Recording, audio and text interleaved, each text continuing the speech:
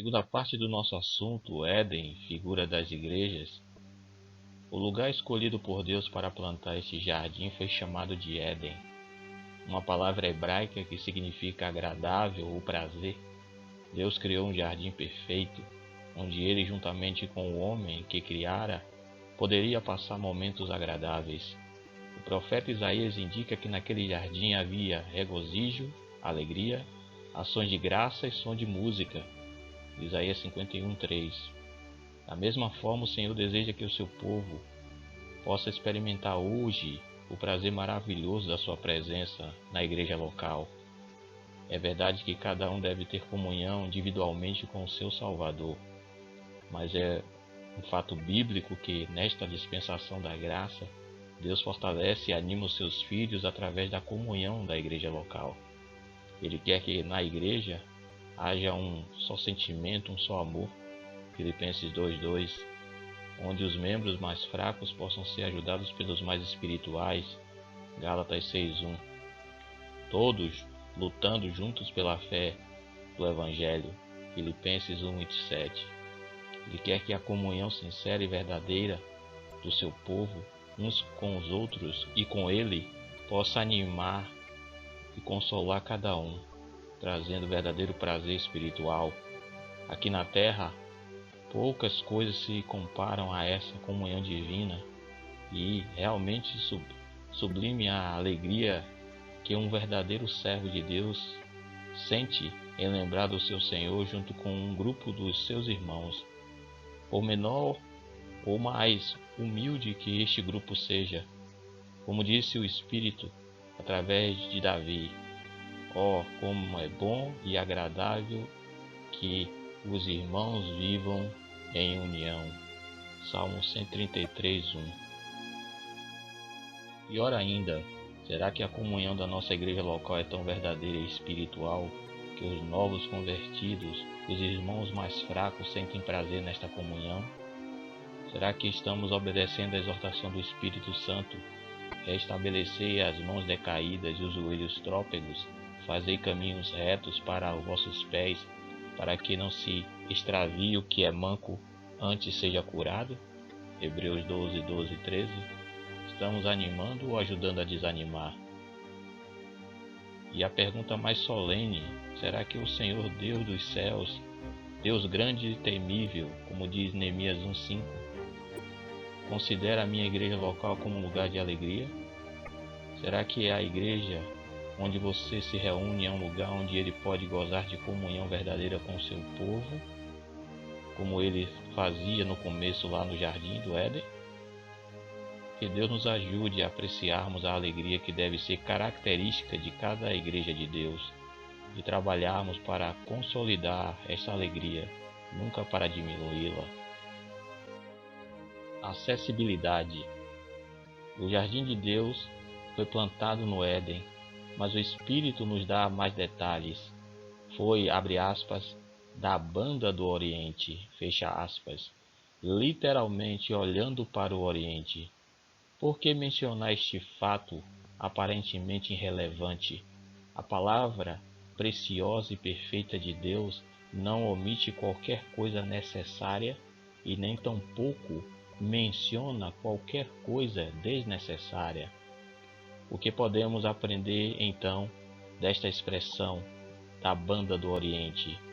A palavra hebraica aqui traduzida por Oriente, junto com as suas cognatas, aparece muitas vezes no Velho Testamento, um total de 171 vezes. Sem tomarmos espaço necessário para entrar em detalhes, podemos afirmar que, analisando com cuidado todas as ocorrências, percebemos que o Oriente na Bíblia representa o lugar do homem que se afastou de Deus. Quando a Bíblia fala de alguém indo para o Oriente, está enfatizando que ele se afasta de Deus. E que aquele que vem do Oriente geralmente é alguém que esteve bem longe de Deus. Obviamente, isto é apenas figurativo.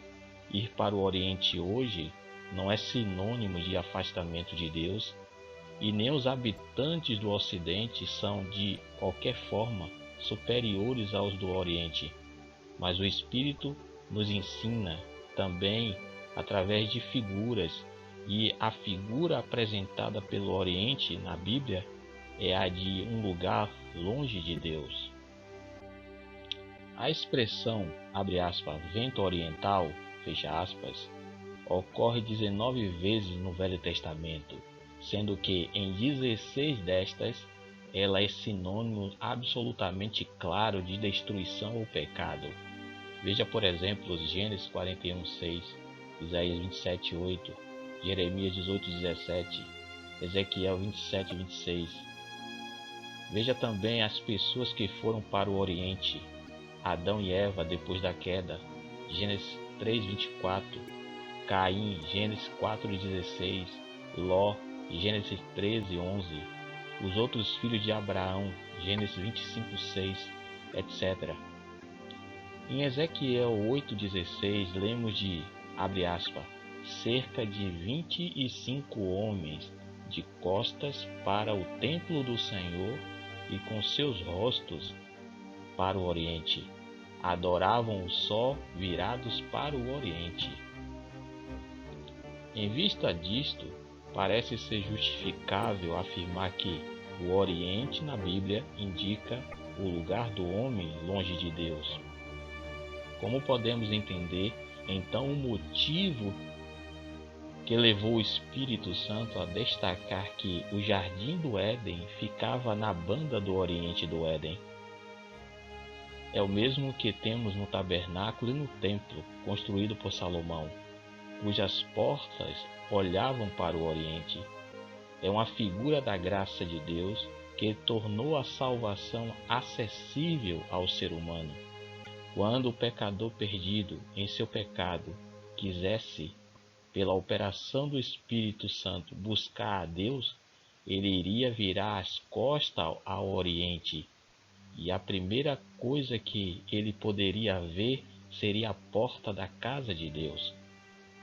Não seria necessário rodear a casa procurando a entrada. Deus a colocou bem à sua frente. Louvamos a Deus porque Ele não tornou a salvação desnecessariamente complicada. O pecador que deseja ter o perdão dos pecados não tem que sair procurando o caminho escondido. A porta aberta pela graça de Deus está ao alcance do mais fraco dos seres humanos. A igreja local deve ser um lugar acessível, não um lugar onde qualquer um entra sem questionamento, mas onde qualquer um que queira se submeter à palavra de Deus encontrará livre acesso. Não estou tratando de recepção à ceia do Senhor. O Novo Testamento fala de recepção à comunhão da igreja, e isto inclui muito mais que simplesmente o partir do pão. Só poderá ser aceito a comunhão da igreja local e, portanto, participar da ceia aquele que, confessando o Senhor Jesus como Salvador, publicamente pelo batismo, estiver disposto a obedecer plenamente os princípios neotestamentários que governam a igreja local. Manter-se separado do mundo e do pecado. Jamais devemos abrir mão disto.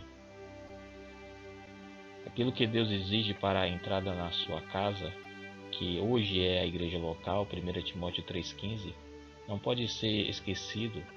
Qualquer ser humano só pode entrar pela porta, mas não podemos dificultar desnecessariamente este processo.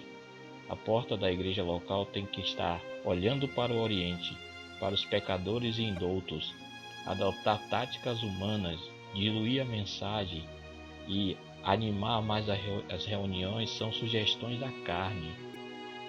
Mas mostrar um amor verdadeiro e sincero aos pecadores, apresentar o Evangelho de maneira tão clara que até mesmo uma criança possa entender, fazer com que os visitantes se sintam realmente bem-vindos em nosso meio, sair ao encontro deles de casa em casa, se eles não querem vir ao salão onde nos reunimos. Isto é tornar a igreja acessível. O padrão elevado que Deus exige tem que ser mantido, porque nos O que nós não temos é o direito de fazer é acrescentar as exigências de Deus às nossas próprias. A preeminência do Filho. O Jardim do Éden deve ter sido, sem sombra de dúvida, um lugar extremamente belo, não simplesmente um lugar onde o espírito encontrava alegria, como já vimos, mas também um lugar onde os olhos se enchiam com a beleza física ali expostas. Deus, o sábio Criador, plantou árvores, e eram árvores agradáveis à vista. Aquele jardim manifestava o poder e a perfeição do Criador. Gênesis 2:9. Da mesma forma, uma igreja local deve manifestar perante os homens e os anjos a beleza da santidade de Deus, além de ser um lugar onde o verdadeiro cristão encontrará prazer espiritual junto ao seu Senhor. Deve ser também um lugar onde os indoutos ou incrédulos poderão ver a ordem e a perfeição que são características do nosso Deus. 1 Coríntios capítulo 14 deixa isso bem claro, ao mostrar a necessidade de haver ordem nas reuniões da igreja. O Espírito nos revela, primeiro, o lado negativo, no versículo 23. Se a reunião for desordenada, os incrédulos ou indoutos irão dizer que somos loucos. Mas os versos 24 e 25 apresentam o lado positivo, quando tudo é feito com decência e ordem. Versículo 40. O resultado é que o nome de Deus será glorificado. Versículo 25. Em relação à decência, estamos precisando hoje em dia reaprender o significado da palavra reverência. Lamentavelmente, muitas igrejas de Deus estão se portando com tanta leviandade, bagunça e falta de reverência que o nome de Deus acaba sendo blasfemado. Romanos 2:24. Que o Senhor nos dê a coragem para desprezar as táticas sensacionais e barulhentas que só agradam a nossa alma. Que Ele nos dê a intrepidez necessária para valorizarmos as reuniões simples, reverentes e espirituais que agradam ao nosso espírito e principalmente a Deus. Quanto à ordem, é importante lembrarmos que a igreja não é um lugar sem autoridade, onde cada um faz o que bem entende. Não é uma ditadura onde um homem domina sobre os outros, nem é uma democracia onde a vontade da maioria é feita. A igreja é uma teocracia, onde Deus reina. Homens fiéis e santos levantados por Ele presidem sobre o seu povo, submetendo-se, porém, ao Senhor dos Senhores. Hebreus 13:17. A igreja de Deus é um lugar onde a beleza da sua santidade deve ser vista, que possamos fazer tudo com a decência e ordem. 1 Coríntios 14:40. Resplandecendo como luzeiros no mundo. Filipenses 2:15. Para que o mundo seja atraído pelas belezas do nosso Deus, reveladas na pessoa bendita do nosso Senhor Jesus Cristo. Alimento. O Jardim do Éden não satisfazia apenas aos olhos, também fornecia alimento abundante e variado, com toda sorte de árvore boa para o alimento. Uma igreja que não esteja fornecendo alimento para o rebanho está em grande falta e dificilmente poderá crescer. Para haver crescimento é necessário alimento, e este deve ser encontrado principalmente na igreja, pois o Novo Testamento mostra claramente que é em comunhão com a igreja que o cristão cresce. Efésios 4, de 11 a 16. Deus fez provisão para esta necessidade, pois Ele mesmo concedeu uns para pastores e mestres. Ele próprio deu para cada igreja irmãos capacitados para alimentar o povo de Deus através do ensino da palavra. E não somente os pastores e ensinadores que têm esta responsabilidade, os anciãos também devem ser aptos para ensinar. 1 Timóteo 3:2. Nem sempre esta aptidão será para o ensino público. Muito pode ser feito em conversas ou visitas particulares, em circunstâncias onde o ensino público não pode ou não consegue surtir o efeito desejado. Mas, seja por meio do ensino público ou individual, a verdade é que, em cada igreja local, o alvo deve ser que cada um dos membros esteja encontrando alimento para as suas necessidades. Neste sentido, como está a igreja onde você se reúne? Há alimento suficiente? Há variedade de alimento, como havia toda árvore no jardim? Se não, você está preocupado com isto? Mas eu não tenho o dom de ensinar, você diz. Ou então, eu sou uma irmã. A Bíblia me proíbe de ensinar publicamente na igreja. Mas se não temos o dom de ensinar, estamos exortando em particular, com palavras e com o nosso exemplo?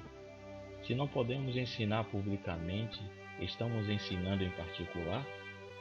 Nós louvamos a Deus pelos servos eruditos que Ele capacitou para nos ensinar, mas não podemos esquecer que não é necessário saber definir hermenêutica ou homilética para poder alimentar o povo de Deus. O servo perfeito que soube dizer uma palavra em tempo oportuno ao cansado era aquele que despertava todas as manhãs para ouvir a voz de Deus. Isaías 50, versículo 4.